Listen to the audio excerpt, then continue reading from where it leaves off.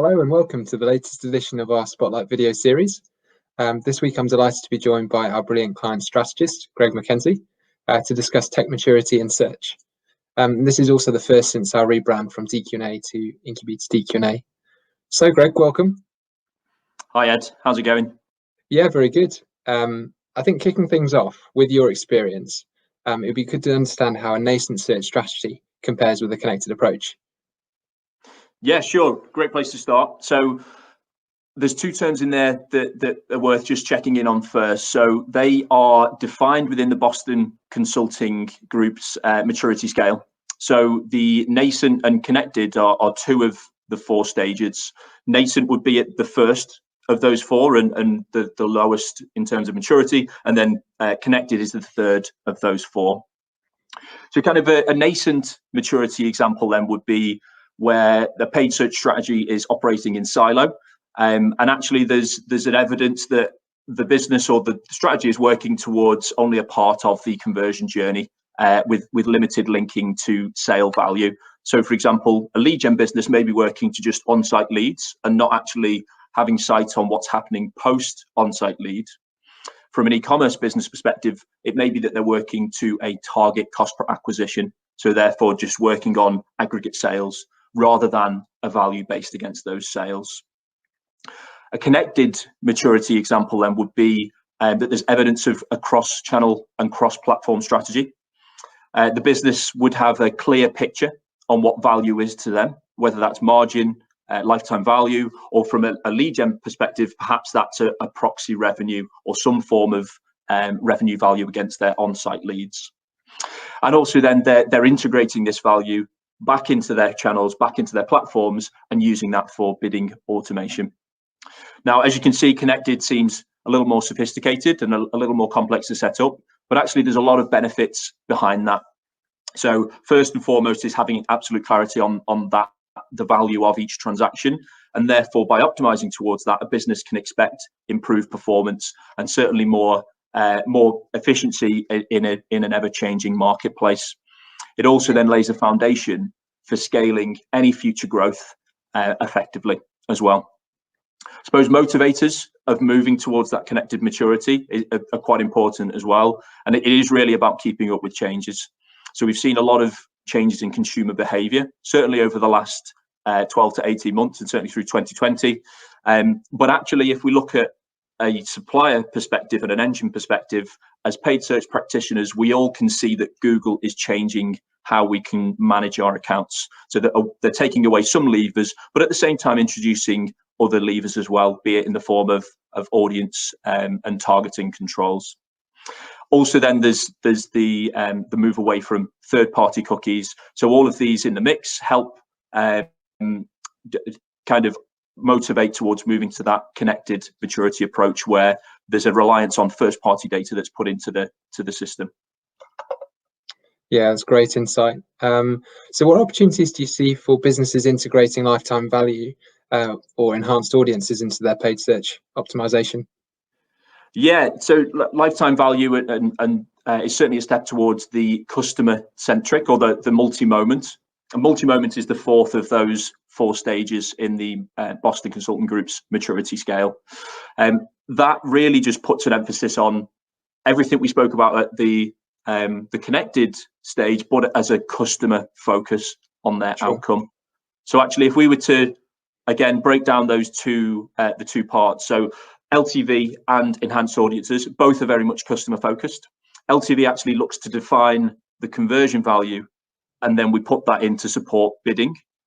Enhanced audiences look to define the audience value or the user value to support targeting instead. So I suppose the opportunities that sit within lifetime value, again, it's around working towards that known customer value or outcome value instead of working to just a conversion value. So what I mean by that is how often may a user come back to convert through their lifetime, how frequently as well, and also then what is the value of their continued sequence of transactions rather than just a one-time conversion value or revenue value at the point of sale.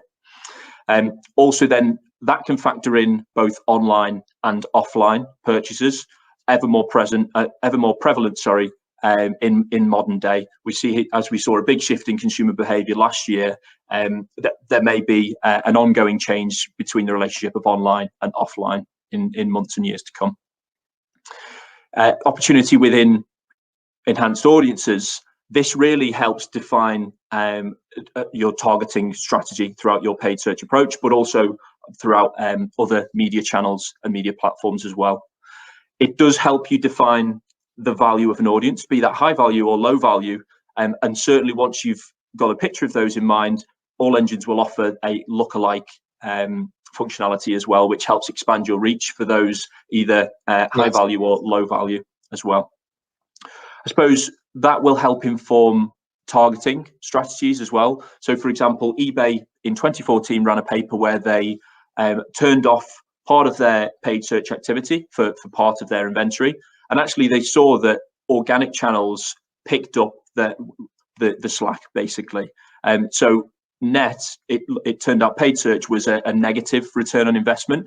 Actually, a deep dive into that, there was examples of either lapsed users or infrequent users, and also the new users where they had a high value and a positive return. So maybe that's a case for businesses to start to review how they target for different users, and maybe turn off or downweight paid activity for those who they know are most likely to come back to their business and their product, and therefore reinvest that elsewhere.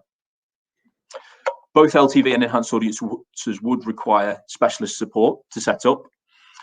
Actually, maybe a quicker route to market for businesses may lie in some other areas. So a couple of examples would be maybe using product value. So is that margin value? Is there a known profit margin? Maybe if a business has access to Search Ads 360, then they can use custom floodlight variables and formula columns to help separate the value of different users as they come into the system. Also then integrating offline data or offline conversion data, and that can be done straight into Google Ads as an engine, as a manual upload, or automated via the API. The exact same is possible within Google Marketing Platform as well. From an audience perspective, maybe just looking at defining different user buckets within GA, or actually just using first-party email data and email lists and uploading those into engines and platforms as well. Amazing. Yeah, and great it'll be really interesting to see how, going back to your point about COVID-19, how the lifting of restrictions will impact offline and online, and how businesses evolve.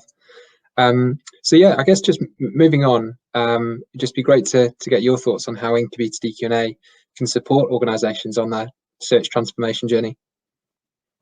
Yeah, good question. And I suppose as ad tech consultancies specialists, all of this is really our bread and butter. So we employ specialists across media, analytics, cloud, and data science, which together make up the four corners of everything we've spoken about today. So where we can offer value is helping identify where this data may be, helping identify ways to prepare it and make sure it's as clean as possible to go into the system, and then also helping automate the flow of that data from its root source and then into the end platform. And then once it's in the platform, helping activate that into media buying, whether that's through audience targeting or through bid strategy setup as well.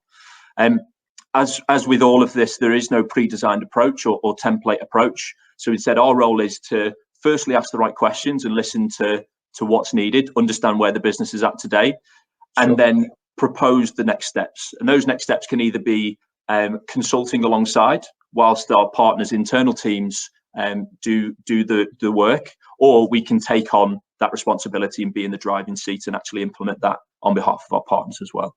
But yeah, all starts with a conversation for which we're here for whenever the time is right. Great. Well, that's been a really insightful session, Greg. So thank you for chatting. If anybody has any questions, feel free to drop me a line at the email address below. But otherwise, have a great day.